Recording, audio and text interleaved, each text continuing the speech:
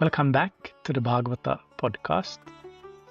My name is Bhrigupada Dasa, and today I'm very honored to be joined by Sripad Krishna Kshetra Swami Maharaj.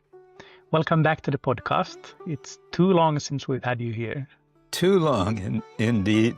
Time flies. It's my good fortune to be back.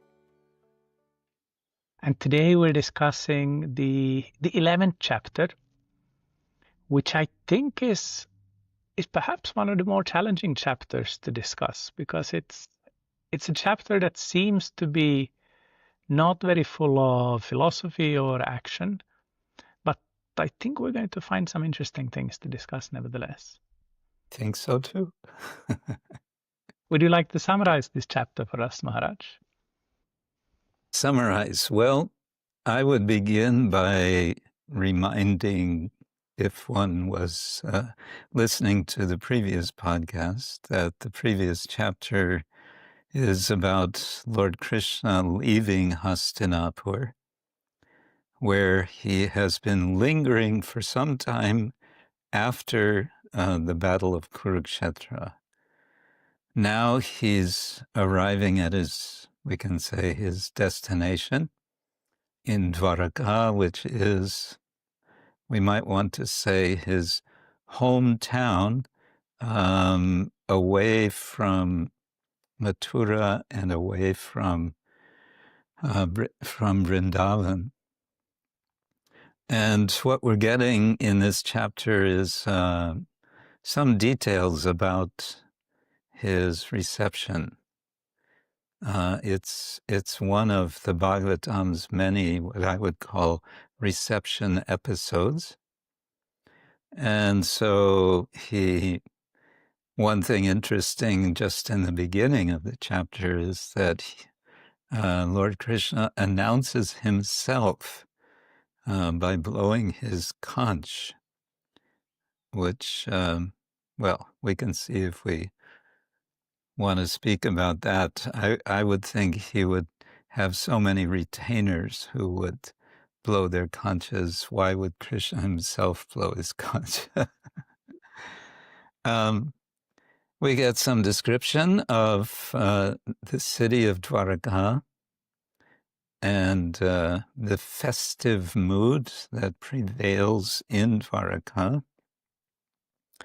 And we get, I think, an important kind of anticipation.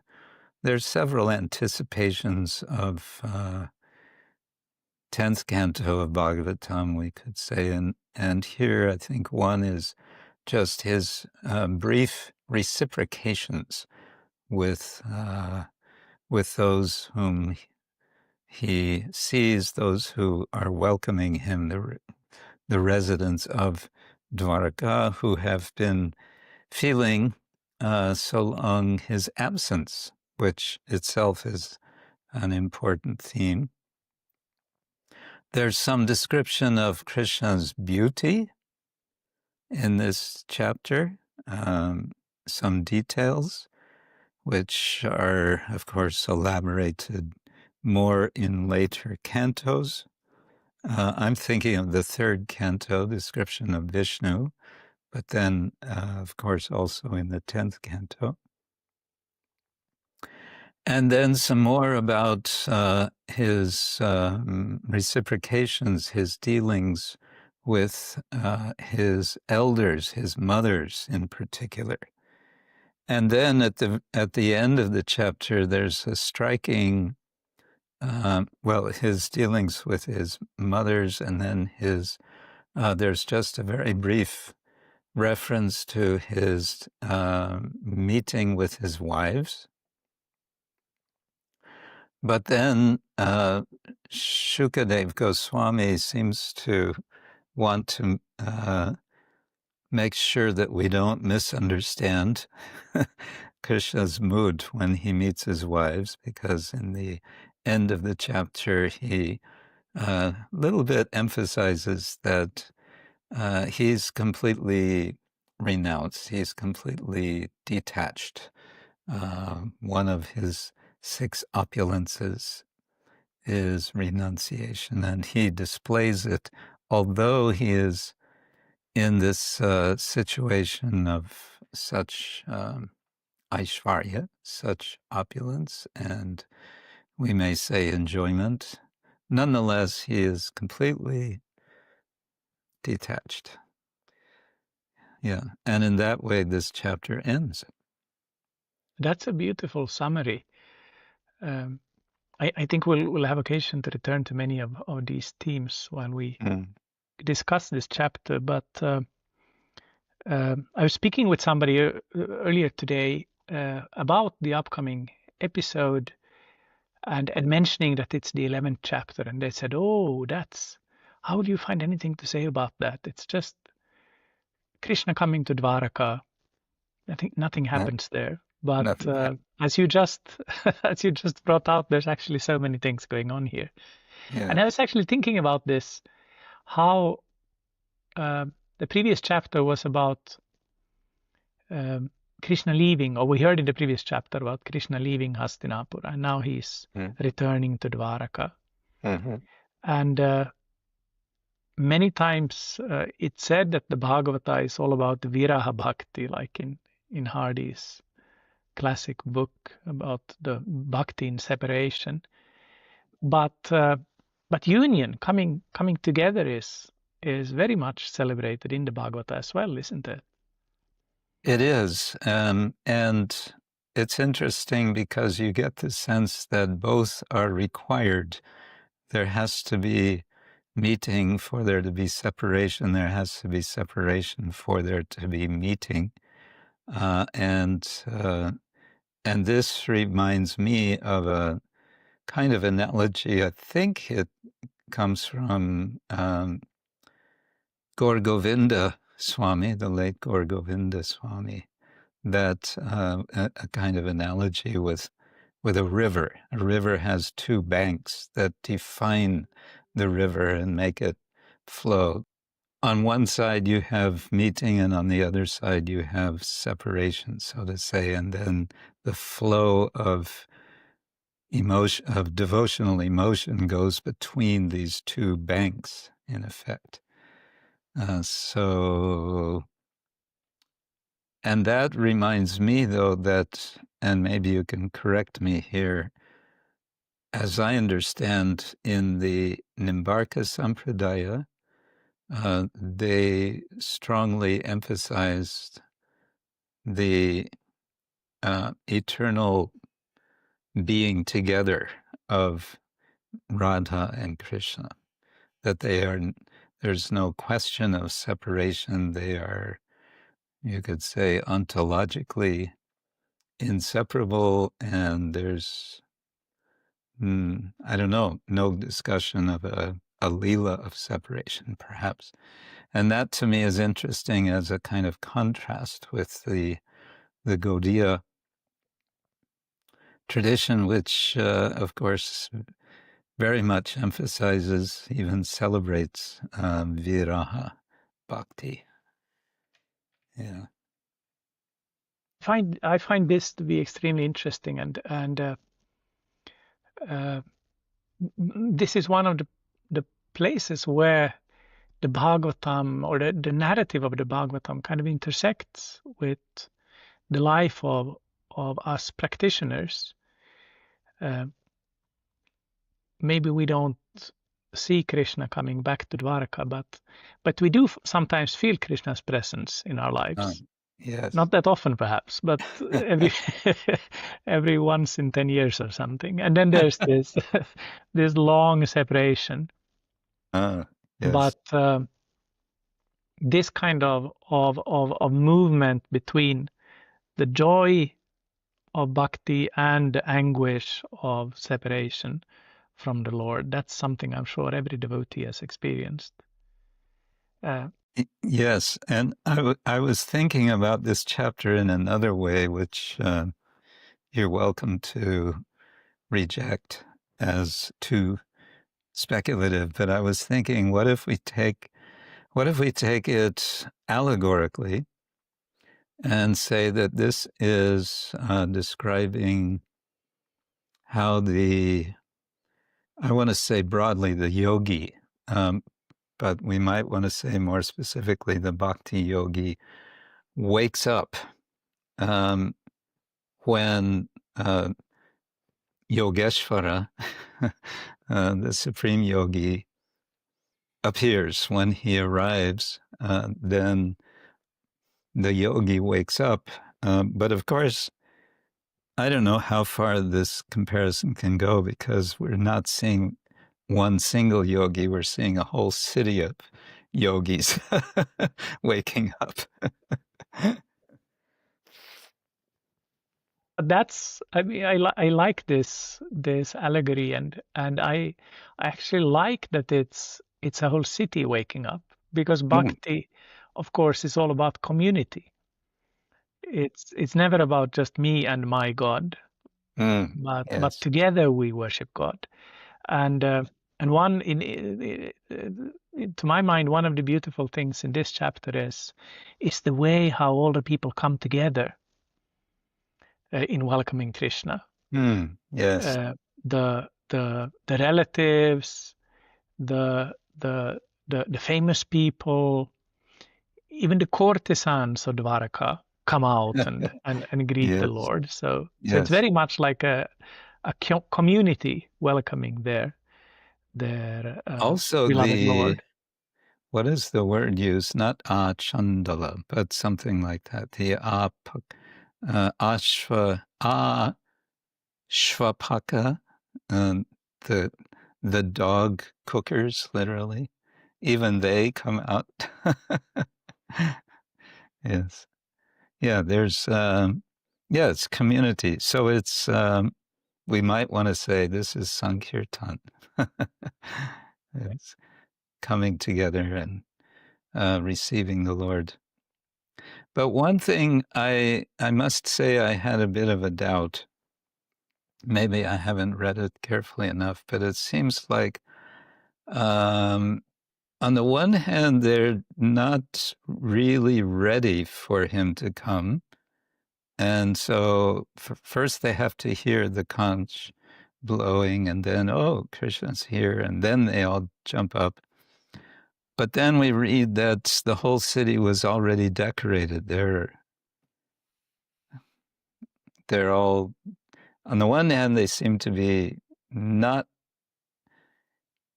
completely ready, and on the other hand, they seem like they are ready. And I would almost want them to be completely ready. They're at the gates, or they're even outside the gates, with plates of offerings, like you see in, I've seen in a South Indian temple, people lined up, each one with a plate with different samagri, different things for offering, banana, coconut, and so on, and a deepa, and then the priest coming along, and one after another taking the plate and turning and offering to the deity. So I kind of expected, some part of me wants that to happen, but it doesn't seem to be. Well, it's interesting that you mentioned that, because I didn't react in the same way. I had the feeling that they knew that Krishna is coming, and he's probably going to come this day, but they were not exactly sure when he will come. Okay. So they had prepared for everything, and of course, Krishna never travels alone. When he goes to Hastinapura, he usually takes his wives with him, and they are not few, and then all of the wives have 10 kids, so it would be this huge caravan of people. So they must have known, they must have heard already that they're getting close. They must have heard the rumbling, and there must have been dust raised and so on. I wanted to quiz you on something, Maharaj. There's a verse in this chapter which is theologically quite important for the Goswamis. Can you guess which one I'm thinking of? I would have to guess, but well, one that strikes me, and I could imagine it being interesting. I didn't, I confess, look at commentaries, but text number 2 strikes me as one possibility, just because, in Srila Prabhupada's purport, he kind of expands on a kind of adhyatmika explanation of Krishna's holding and blowing into the conch. And the one is kind of changing the other. And he turns that into a discussion of spiritual material. There's no spirit, there's no material when there is spiritual, in effect. I don't suppose that's the one you were thinking of. No, it's not, but it's one I also wanted to discuss because I also haven't studied all the commentaries, but I did read Srila Vishwanath Chakravarti Thakur's commentary, and he has nothing to say about that verse. Well, Prabhupada has a long and, as you say, very interesting commentary about spiritualizing matter. Yeah. Which I think is a good example of how many things Prabhupada is doing in his commentaries here in the first canto. This is something we've spoken about on earlier episodes of this podcast as well.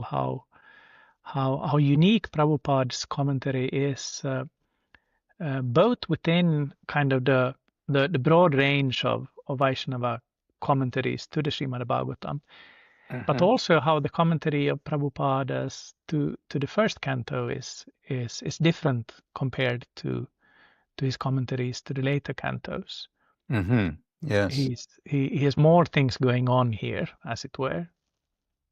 Yes, one could easily explain that also, I think, because he feels he needs to explain a lot more to the readers he has in mind, anticipates, especially with the first canto, which is so much in, especially this, several chapters are kind of a sequel and a summary to the Mahabharata. So then if someone's not familiar, the Bhagavatam kind of assumes familiarity with the Mahabharata.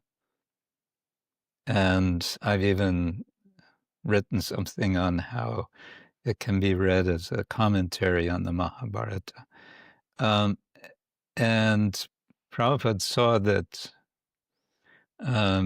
people who are going to read his translations and commentary, they are likely not to have any idea about the Mahabharata, so he has to explain things.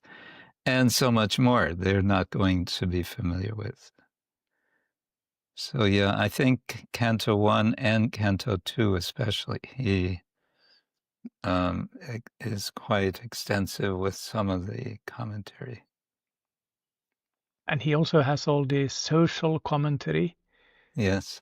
And kind of historical, political even. There's so many interesting things going on. And this verse that you pointed out, Maharaj, is I think a beautiful example of this, how he's expanding on kind of an aesthetic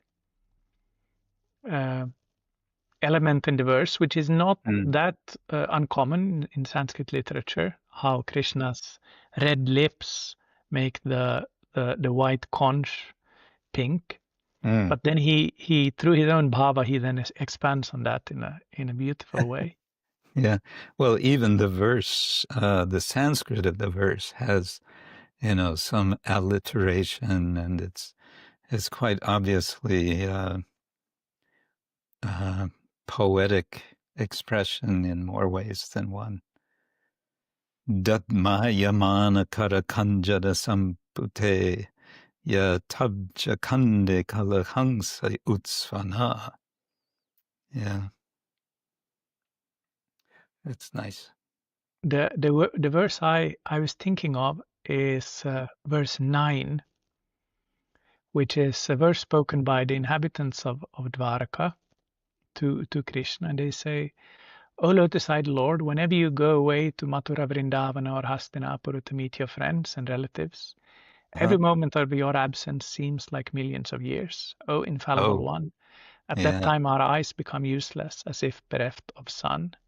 Mm, Here Prabhupada actually has a short comment, yeah. but the Goswamis make a big deal out of this verse because Ah, it's one of the verses that hint at Krishna's actually having returned to Vrindavan in the mm. meantime. Something that is spelled out in texts like the Padma Purana, but which the Bhagavatam never explicitly says, leaving us with the suspicion that maybe Krishna is an unreliable fellow. He said he would go back, but he never does. Yes. I noticed in this verse also a couple of things.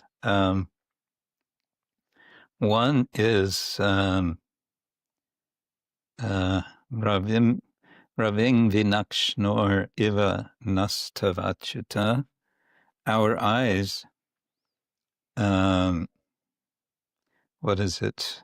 Are like eyes without the sun. What is the use of them? And this reminded me that there is a similar verse in Canto 10, chapter 39, verse 21.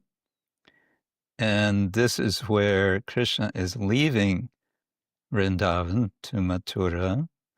Akrura is taking Krishna and Balaram away, and the gopis are protesting. And in this case, I think they're blaming Lord Brahma. But in any case, they're seeing that without Krishna being there, what is the use of their eyes?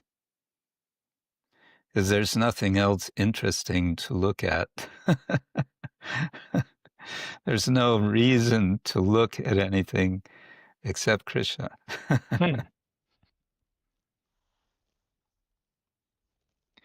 So Krishna, he now comes back into Dvaraka. Oh, one more thing from this Mhm. verse. Excuse me. He says, every moment of your absence. So this reminds me also of the famous verse in Chaitanya Mahaprabhu's Shikshastakam.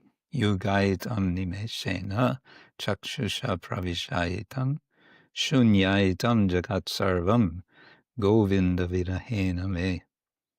So a nimesha, a moment, is yugaitam, is made into a yuga.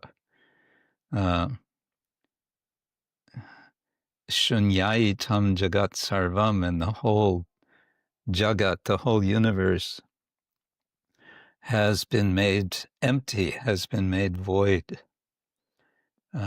without Govinda.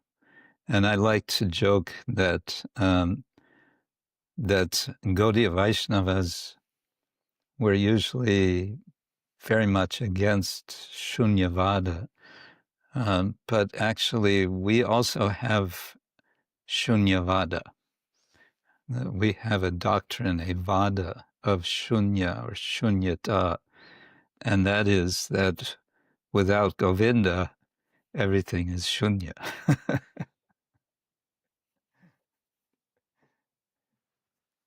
So all the emptiness has disappeared now that Krishna is back, and they all get up, Balaram and all the others, and they rush towards Krishna. And before that, as you mentioned, we get a description of Dvaraka as a very majestic and an opulent, to use a kind of devotee language term, very opulent city, full of palaces and decorated as if for a great festival now. Prabhupada in his purports, he writes about how Vedic festivals are always they are never dry. He makes that comment somewhere. There's always lots of food, and there's lots of abundance in every way. Utsava kind of suggests that, doesn't it? The Sanskrit word utsava. I think it has something to do with blossoming. Yeah, they're always joyful. Yeah. Yeah. This, of course, this stage of Krishna's Leela, when Krishna is living in Dvaraka, that takes up a lot of the 10th canto. We have a reading group here in my city where we go through the Bhagavatam, and we're now in that part of the Bhagavatam. There's so many chapters about Krishna's adventures while he's based in Dvaraka. Simultaneously, as Gaudiya Vaishnavas, this is the part of Krishna's life that we're least interested in. Yeah. Our main interest, of course, is Krishna in Vrindavan and perhaps a little bit Krishna in Mathura. But Krishna in Dvaraka kind of takes a secondary role in our meditations. Yes. Yes. What can we learn from Krishna in Dvaraka? Should we just kind of skip these chapters and move on, or how should we think about Krishna and Dvaraka? Or just remove them altogether from the publication. Yes. Vishwanath Chakravarti says that we shouldn't bother about Dvaraka, and especially linger. We shouldn't worship the queens. We're going to hear about the queens later in this chapter. Oh. One thought comes to my mind is that it serves as a contrast. We understand this. We hear, especially. I think this is emphasized by Srila Rupa Goswami, that there's Aishvarya and there is Madhurya, and Vrindavan is a place of Madhurya. But unless we hear something about Aishvarya, of Krishna's opulence, Aishvarya, of course, coming from the word Ishvara, majesty, magisterial, and as you said, in our common lingo, we say opulence. If we didn't hear about that, we might not appreciate so much the madhurya, the sweetness, the simplicity of Vrindavan, and we might not appreciate that Krishna is indeed such a Lord that he has all facility when he wants to enjoy such opulence, but he's putting it all aside because it's as opulent as it is, it's not as satisfying as the love of the Vrajavasis, the residents of Vrindavan. That's one way it strikes me. So if we think about the Bhagavatam as a whole, or perhaps the first canto here, these chapters they will gradually introduce us to Parikshit, the main, or one of the main persons of the whole Bhagavatam. These chapters are leading up to his story, and all of these things. As you said before, Maharaj, everybody or the reader of the Bhagavatam is expected to know the Mahabharata. So we know that Krishna will travel between Hastinapura and Dvaraka, and we know there's nothing how should we say it, essential for the story that is introduced here.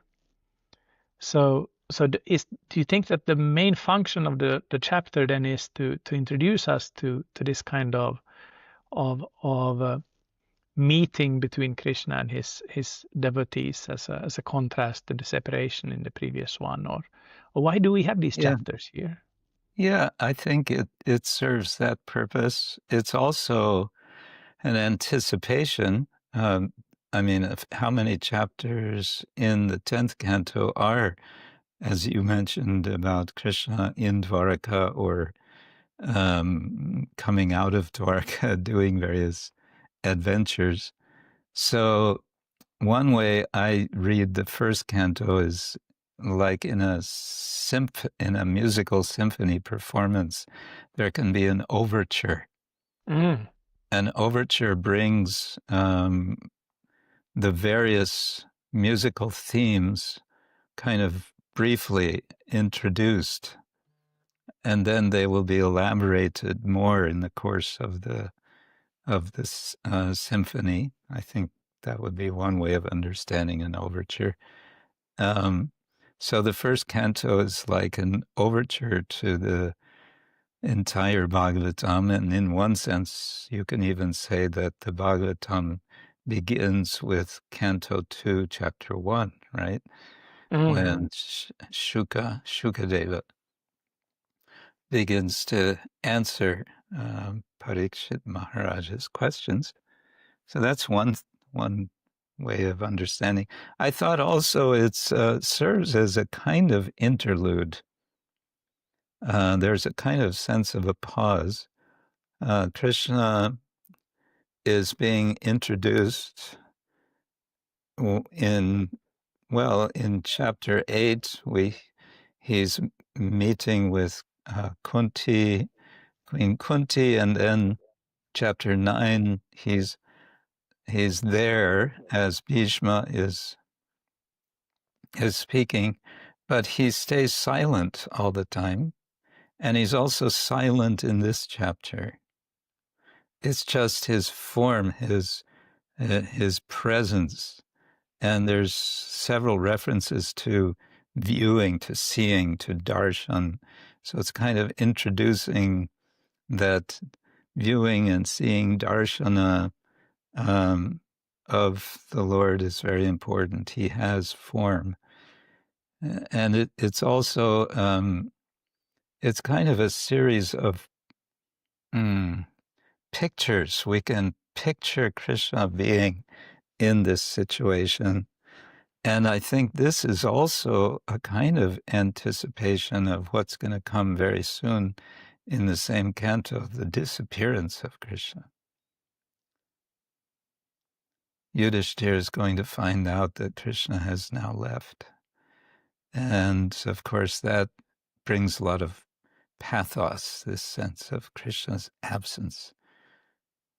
Krishna svadamo bhagate dharma jnana divisaha, right at the end of chapter 3. After the departure of Krishna, together with knowledge, etc., what is there? Oh, there's the Bhagavatam. So it's also, I think, kind of one way of the Bhagavatam saying, so now here's how we're going to see Krishna, is through these words. So let's pause for some time. There's no big action going on. Krishna's not speaking, but we can see him. We can see how he relates with all the different sorts of people in Dvaraka. And there's all sorts of people in Vrindavan, in Dvaraka, right? Yeah, let's come back to all these people in a little while, but I just wanted to bring up something you mentioned earlier, Maharaj. They don't first see Krishna; they hear him when he himself blows the conch. And you made that point earlier that so many people could have done that, but he wants to do it himself. Would you like to elaborate on that? Well, Krishna is, he likes to do it himself because we could say because he wants to make a direct connection, and he wants to make it clear that it's the first way, the primary way, perhaps, of connecting with the Lord is through sound, and that sound is His sound. It's directly the Lord. But you could then say, well, yes, but it's not completely direct because it's coming through this conch. He's using an instrument. Well, then we may want to say yes, and this is anticipating his playing a flute,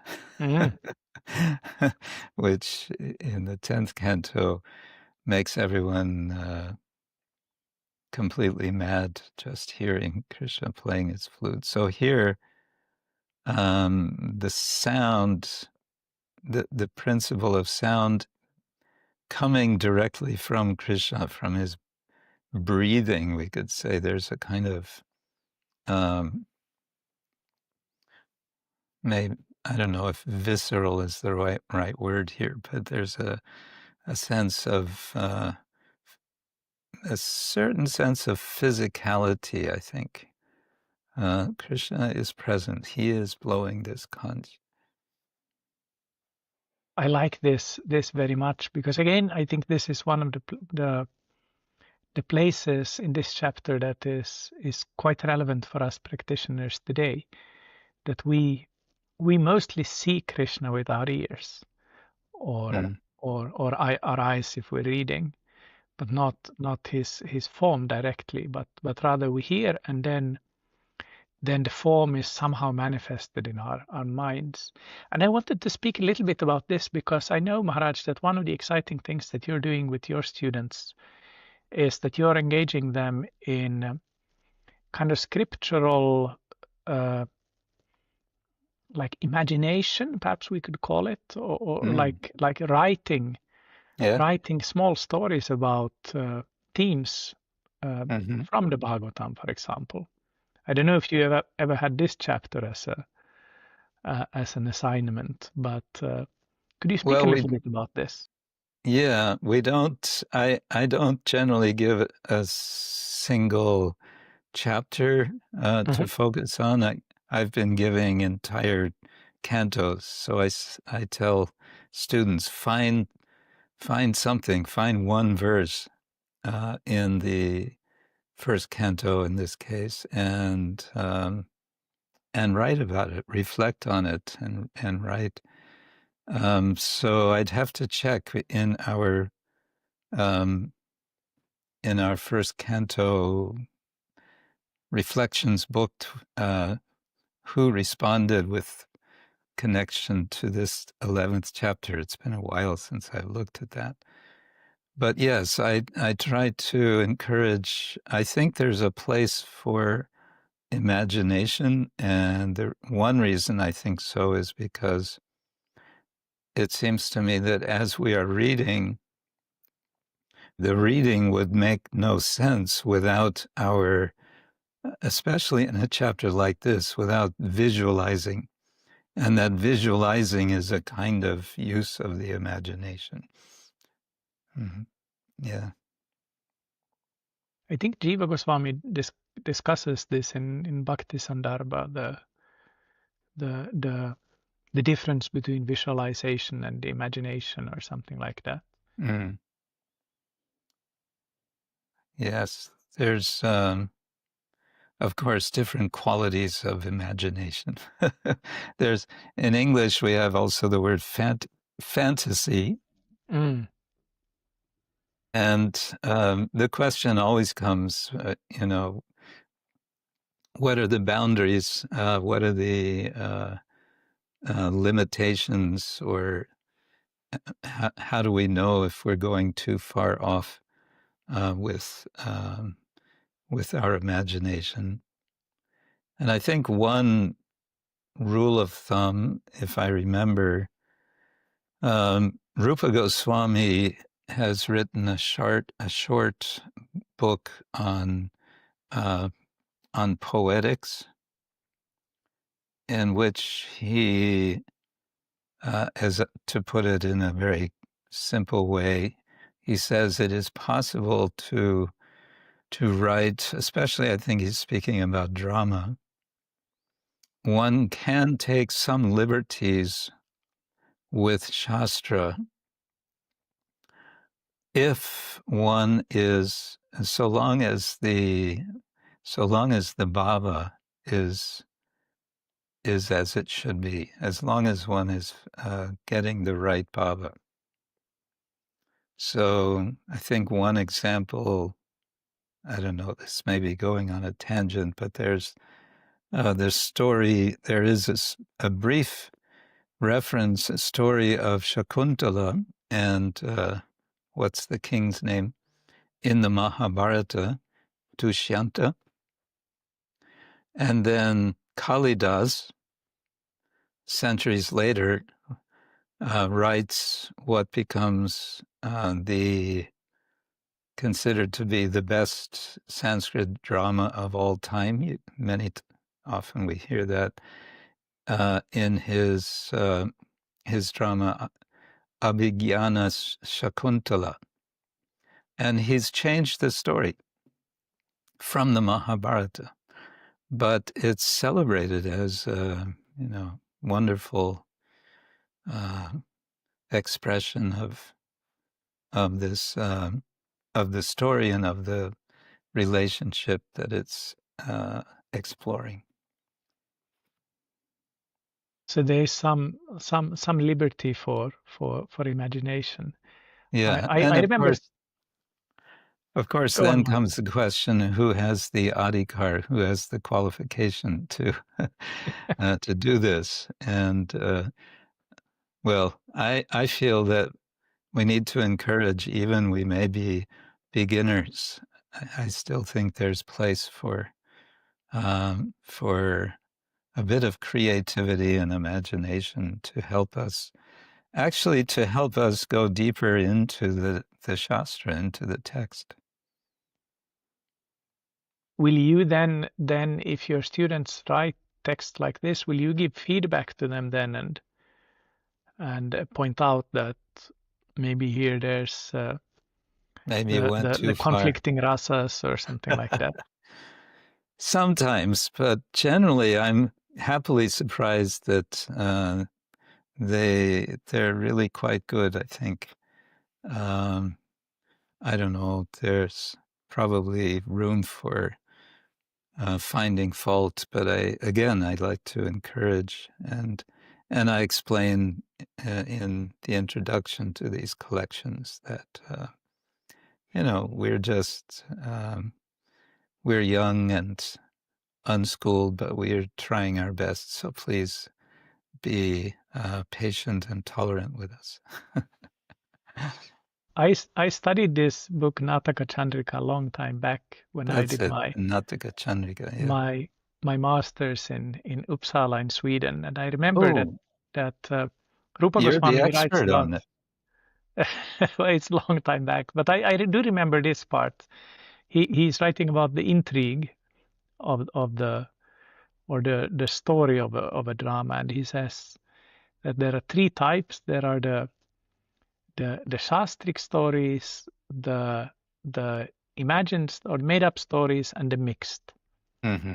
And he says mishram ramyam tu natake, that in a drama the mixed one is delightful. There you go. Which I, as a young person, very much accustomed to a more kind of, we could perhaps call literalist understanding of scripture. This was quite surprising for me. Yeah. Shocking. Before I forget, just one little detail jumped at me. I'm looking now at verse 13. This description of Dvaraka, and it says, Gopura Dvara Margeshu Kritikotukat Toranam. And Gopura, I always associate Gopuram with these temples in South India. And I wonder, it's just a wondering if this would be evidence from a scholarly perspective that this is being composed by South Indians. We get that argument. I think you mentioned Wilhelm Hardy. He would, I think, make this argument. I don't know if he would use this particular verse. I don't know if we would see Gopurams in North India, or whether Dvaraka counts as part of. It's not really South. It's very much West India. Yeah. I thought about the same when I read that verse, but I've also noticed. It's not me. I've read about that. The Bhagavatam often kind of brings together elements from the geography and botany of different parts of India. Yeah. Like the plants in the description of Vrindavan, the different trees and flowers and creepers and so on. Not all of them grow in the Vrindavan area of today. So things might have changed, or then there might also be the kind of climate change. Climate change, or then another alternative is that Vyasadeva wants to create a kind of pan Indian, if you will, kind of vision of these places that are not so rooted in one part of India, but kind of everything is brought together in them. Well, that could be, but I'm reminded, and this is again a little bit a footnote, if you like. You may be aware, but there's an amazing project going on under the leadership of Bhakti Goswami at Govardhan. And one of the things they're doing is collecting plants and growing plants, which are described in the literature. Plants described as growing in the Vraj area. They've been collecting them and they're actually growing them. They've been creating a garden forest, if you like. Wow, I didn't know about that at all. I need to visit that's that. worth visiting. Thank you for the telling me about that. So everybody comes now to greet Krishna here in Vrindavan, and of course, anybody who's read this chapter will recognize that there's a question that will come up here when we hear about the different people coming to meet Krishna. Kind of a cheeky question. If all the people are so holy and devoted in Dvaraka, how come there are hundreds of prostitutes there? Yeah. Why, indeed. This is one verse that Srila Prabhupada gives a bit longer purport to, where he seems to want to address this. And how he addresses it is striking in a sort of sociological way, you might say, that there's a function, there's a social place for prostitutes in a society. They serve to keep society stable. It seems to be what he's saying. I would say that this is the mood of this section in general, is that Krishna is all. Krishna's the society of those who are attracted to Krishna is all inclusive. Everyone is attracted to Krishna. And the mood here is that, and no one is judged. Whatever their background, whoever they are, the fact that they're attracted to Krishna is what is important, what matters. And this reminds me of a verse that comes in 7th canto, early in the 7th canto, and again, I think in the 10th to the effect kamam, krodam, vayam, sneham, aikyam, sauridam eva cha. Nityam haro vidadato yanti tanmayatam hite. That everyone, whatever their mood, whatever their bhava in relation to the Lord is, they can all become perfected, or they reach perfection by associating with Krishna. So I thought of it in that way. What thoughts did you have in this regard? Well, I was thinking kind of in two ways.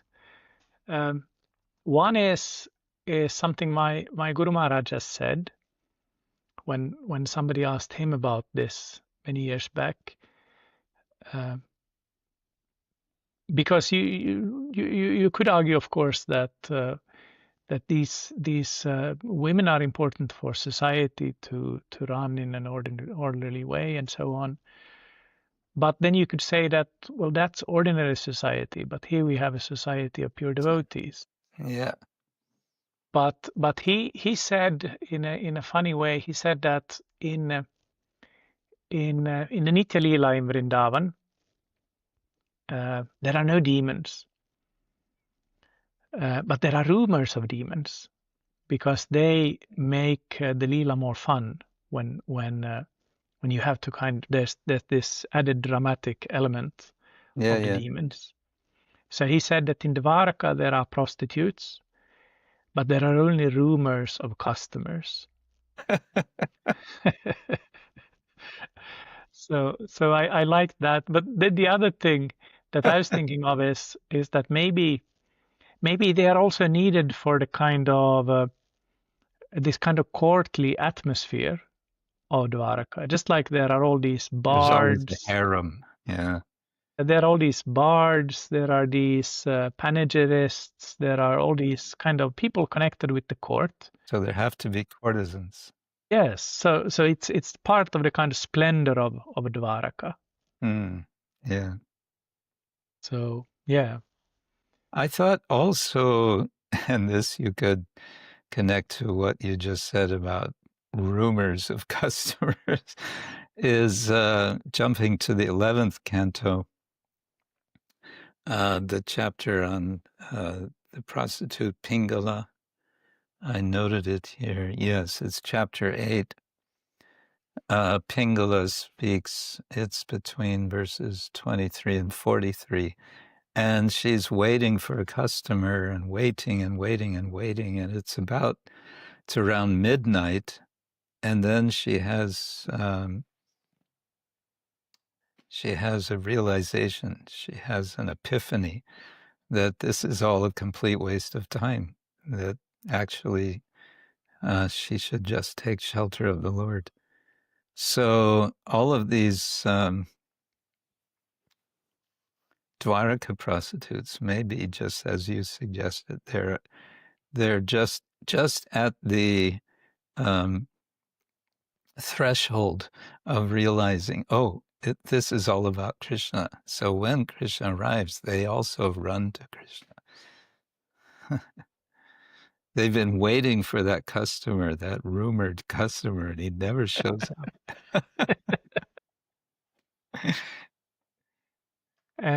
When he comes then into Krishna, when he comes into the palace,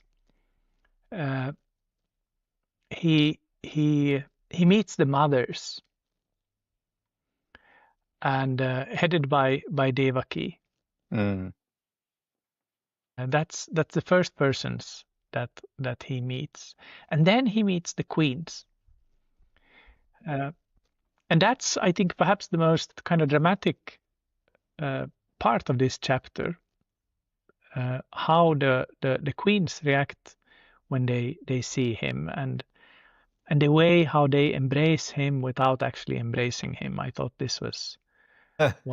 quite intense and quite beautiful. Would you like to expand a little bit on these verses, Maharaj? So maybe from verse number 30, right? Yes. atavishat svabhavanam sarvakamang anuttamang prasada yatra patninam sahasrani cha shodasha. Thereafter, the Lord entered his palaces, which were perfect to the fullest extent. His wives lived in them, and they numbered over 16,000. Something I would tell students when I was teaching in Hong Kong, and I did a course called Indian Culture and Religion Through Biography. And each week I would introduce a particular figure, starting with the Buddha, and then the next week we had Krishna. And I would tell them that Krishna had 16,000 wives. And if they remembered nothing else about Krishna, they remembered that he had 16,000 wives. Yes, then in the next verse, Patnyam Patim Proshya Grihanupagatam Vilokya Sanjata Mano Mahotsavaha Uttastur Arad Sahasasana Shayat Sakang Vratair Vridita Lochananana. Lochananana. The queens of Lord Sri Krishna rejoiced within their minds, within their minds, to see their husbands home after a long period abroad. So they seem to have been quite reserved. They're you'd expect them to be kind of quite expressive with their voices, but here it says with their minds, which makes me, to me, that supports my theory that this is can be taken as an allegory of yogis waking up. The queens got up at once from their seats and meditations. So they're meditating. As was socially customary, they covered their faces shyly and looked about coyly. Now here I can see modern people in general, and maybe those who would identify themselves as feminists, as being very concerned that all this shyness and coyness and so on, this is, who wrote this? This was written by men, and they want their women to be shy and coy. And we're supposed to believe that Krishna's wives are really like that. They might be resistant. So that's one thought. But then the insupportable ecstasy was so strong that the queens who were shy first embraced the Lord in the innermost recesses of their hearts. Then they embraced him visually, and then they sent their sons to embrace him, which is equal to personal embracing. But, O chief amongst the Bhrigus, though they tried to restrain their feelings, they inadvertently shed tears. So finally the emotions spill out and they overflow. And I think that's the stronger message here, if you like, that there is intense emotion, and yes, they're cultured. These are cultured ladies, and although he's entering their homes, there is a sense of the need for restraint. And yet they can't restrain themselves. Their emotions are overflowing. Yeah. I suppose the need for restraint is because there are other people present as well. So Yeah. But it's also, to me, you mentioned earlier how this is, in a sense, also a contrast. All of these chapters about Dvaraka are a contrast to the Vrindavan Leela. And the queens of Krishna, of course, they love him, with all their hearts.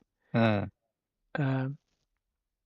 But still they're different from the gopis. Their love for Krishna is different. And this illustrates quite clearly one of those differences, that they are bound by all these kinds of worldly etiquette and yeah. propriety, Yes. to an extent that the gopis are not. They would have run and hugged him. Yeah. But the queens, even to the extent that they shed tears, and they feel that to be kind of a failing, that they Oh, shouldn't have yeah. been so emotional. They shouldn't be so emotional. Yeah. Yeah, but the gopis, they they wouldn't care for that. Yes. Exactly. Yeah. Yeah. So there is this contrast indeed. But then we are brought in these last verses to, or maybe I'm jumping too fast to the end. No, that's I was going to do the same. Okay. Yeah, that he is actually very detached. So that's kind of, I think as a reader, one feels like there may be a mixed feeling. Part of that feeling could be, oh, why can't he relax and express some attachment instead of detachment? Does he have to be totally detached? Could this And on the also other hand, one feels like, oh yes, we're being informed here to remember that we're dealing here with none other than the Supreme Lord, one of whose opulence is detachment. Shukadev will repeat this, or Shukadev will give the same teaching when he describes Dvaraka Lila in the 10th canto, and for example that famous chapter when Narada comes to see how Krishna manages to have 16,000 wives, because I'm sure your students there thought that he couldn't have been the greatest of husbands if he has 16,000 wives. He probably gave each wife like 5 minutes a year or something like that of his time. No, I explained to them. I Okay. explained to them that he expands in 16,000 forms. Yes. So Shukadev, when he speaks about this, he makes the same point there, that he seems like he's an ordinary henpecked husband, but he's actually completely detached. Yeah. Could this also be kind of a contrast to Vrindavan then, where he very much is kind of under the control Under the control of the gopis' love? Yeah, that could be. And it could be that as an anticipation of more elaborate description of Krishna and Dvaraka. And we're perhaps, when you mentioned Narada's visiting the palaces of Krishna and seeing Krishna with all of his wives, one of the messages there is that Krishna is performing his duty as the Lord who is reestablishing Dharma. He is the perfect grihasta. He is doing what grihastas are supposed to do. He's, up in the morning and performing his rituals and so on. And from that perspective, then his detachment described here is telling us what the flavor of that tune is going to be later in the 10th canto. Yeah, that makes sense. So this is where the chapter ends, with Sutta Goswami giving us this teaching.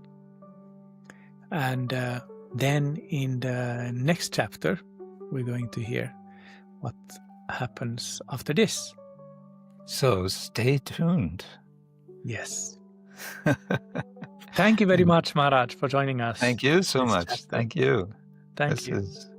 This is a lot of fun.